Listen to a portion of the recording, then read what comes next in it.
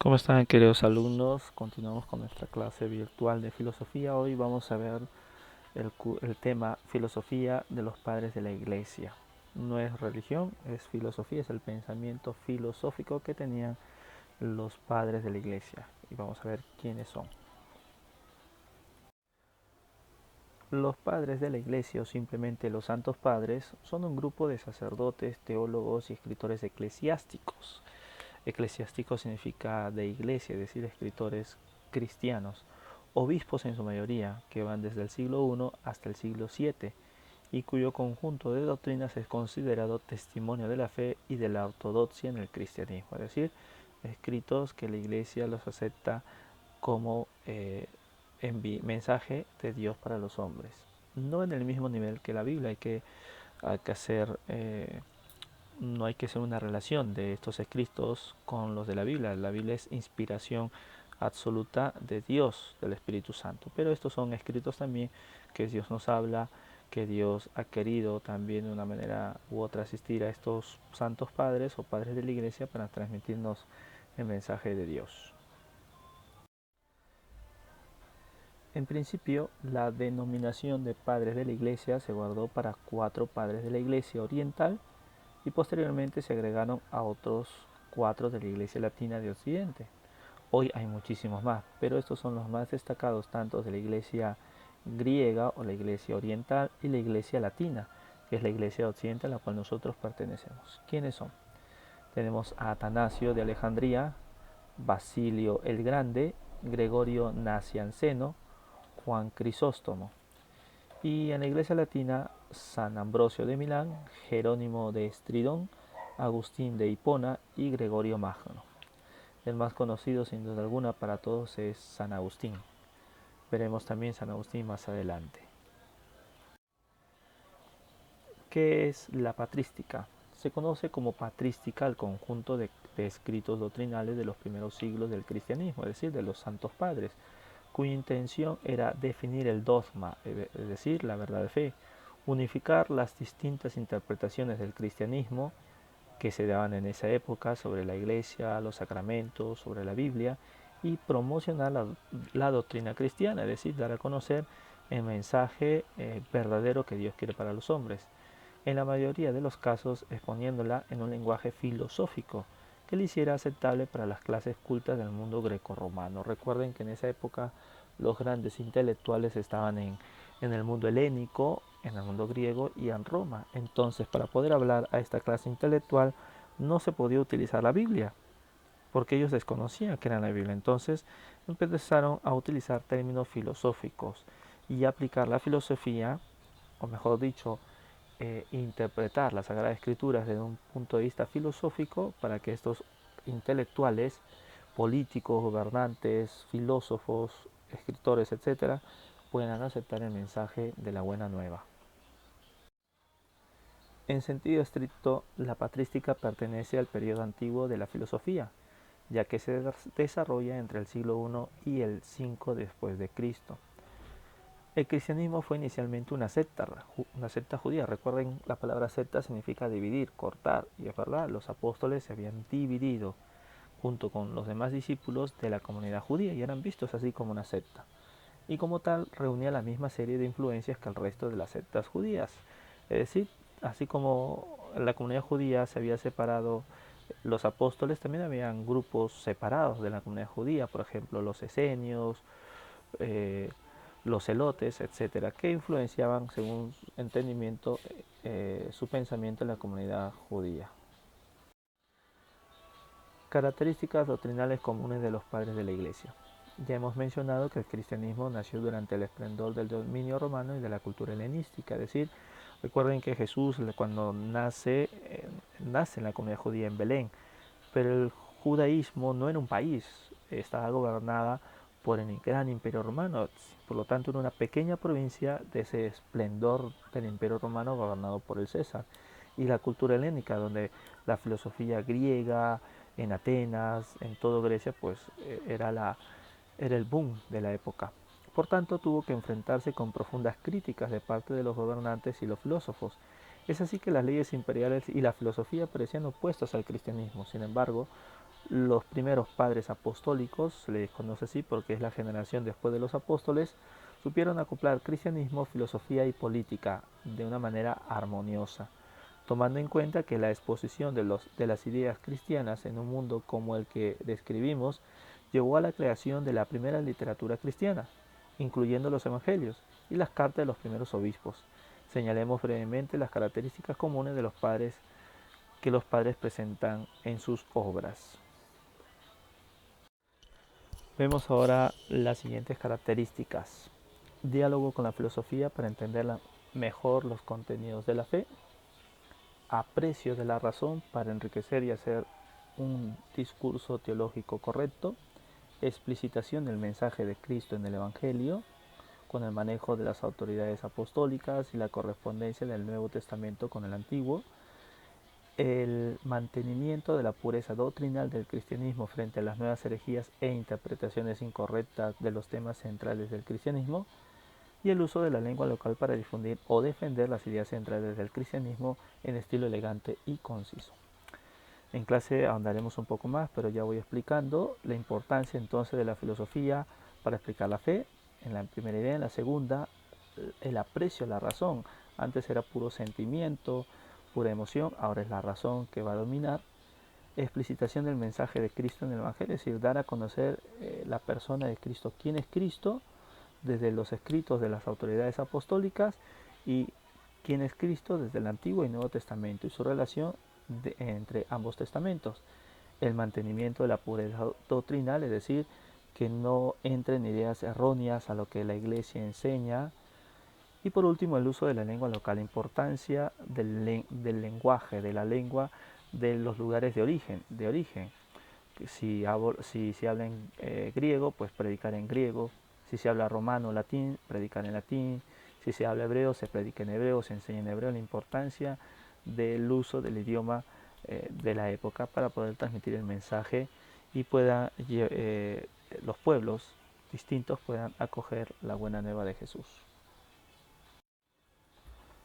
Muchos padres de la iglesia hicieron una inculturación de las enseñanzas reveladas. ¿Qué significa la palabra inculturación? Es aplicar el evangelio según la cultura, según llevar el evangelio según la cultura, según la idiosincrasia de la gente.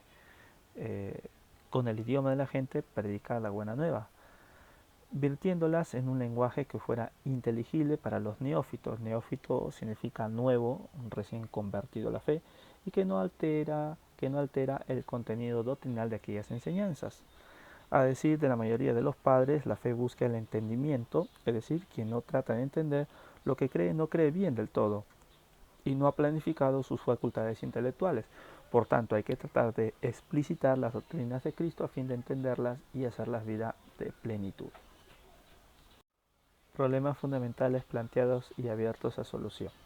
Debido a su formación clásica, los padres aprendieron a discutir sobre temas de importancia radical para el ser humano: la existencia de Dios, la inmortalidad del alma, la libertad del hombre, la felicidad eterna, etc. Son temas que de manera implícita, oculta, está en las Sagradas Escrituras, pero no se explicitaba, no se explicaba para los judíos cristianos de esa época. Entonces, entrar en contacto con los filósofos, con intelectuales, estos temas van a ser estudiados de la misma palabra de Dios. Es decir, aquellos temas que estaban ocultos ahora salen a la luz, salen explicitados, explicados de una manera más profunda, de una manera filosófica, para que estos intelectuales acojan el mensaje de Jesús.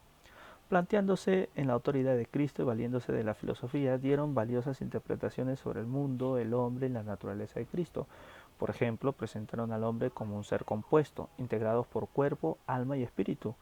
Sin estos tres componentes, el hombre no existe en plenitud. Por ejemplo, son ideas que no aparecen en la Biblia, que están de manera implícita, de manera escondida, por decirlo así, y los padres de la iglesia, para poder enfrentarse intelectualmente a estos filósofos, pues tenían que tocar estos temas y recurrían a la escritura para poder explicarlo.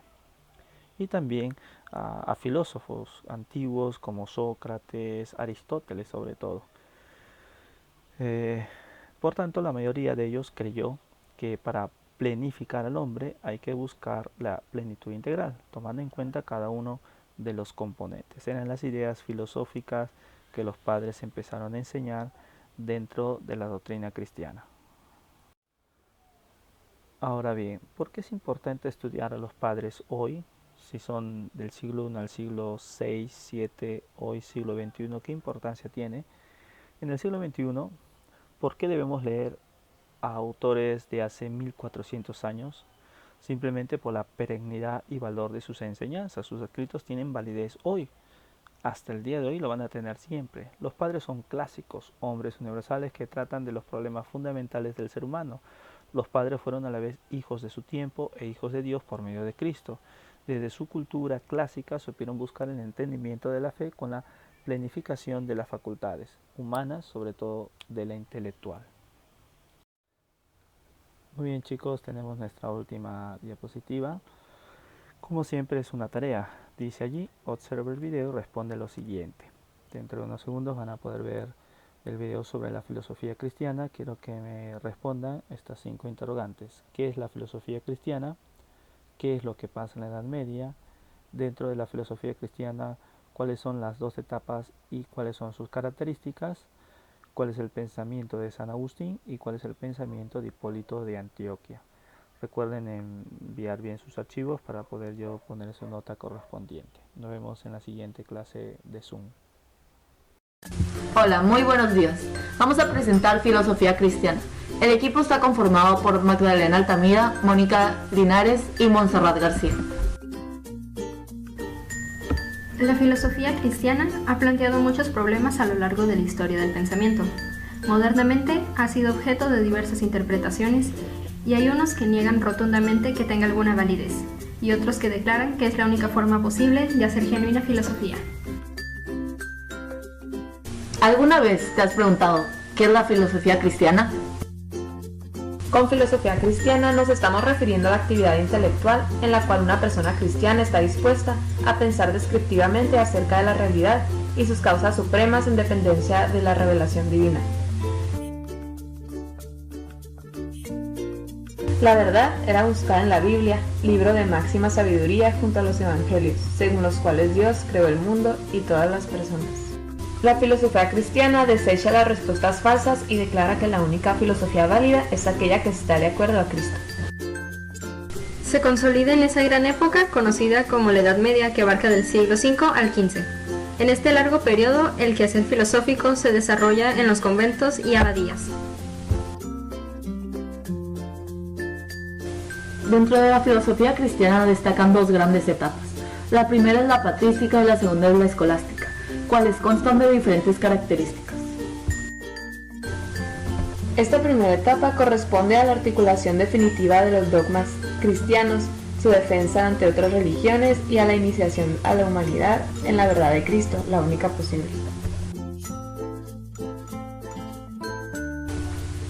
Una figura relevante es San Agustín, el obispo de Hipona, en quien encontramos la primera gran interpretación de las relaciones entre la razón y la fe, problema de significativa importancia en la Edad Media. Él postula la necesidad de creer para poder comprender. Para este filósofo cristiano, la tarea de la filosofía es comprender a Dios y al alma con la ayuda de la razón, pero sustentada en la iluminación que solo nos proporciona la fe. La filosofía es así un afán por comprender a Dios. No salgas de ti mismo, nos dice, pues en tu interior habita la verdad. Su estilo de filosofar es la confesión, la íntima revelación. A través de su alma, el pensador cristiano pretende resolver los enigmas de la existencia. Buscar a Dios equivale a recogerse en sí mismo. El saber es un acto de iluminación a través del cual el Verbo ilumina al hombre.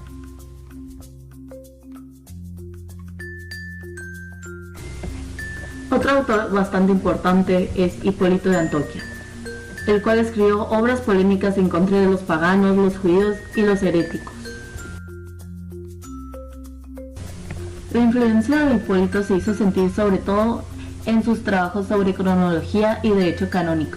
Su obra llamada Crónica del Mundo, una compilación que abarca el periodo desde la creación del mundo hasta el año 234. Ha sido una base para muchos otros trabajos de cronología tanto en el este como en el oeste.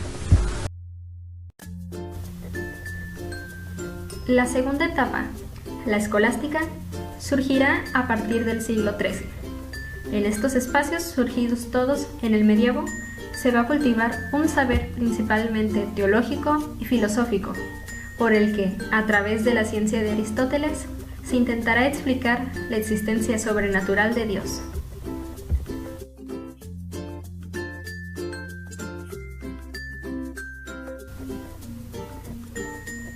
A finales del siglo XIX, una serie de pensadores cristianos empezaron a discutir en torno a la existencia de la filosofía cristiana, siendo así Etienne Gilson uno de los primeros en defender la existencia de una filosofía cristiana.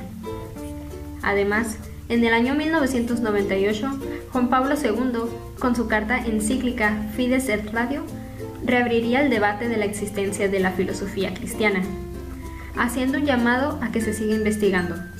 De esta forma, queda clara la existencia de la filosofía cristiana, específicamente católica, centro y origen del cristianismo no católico posterior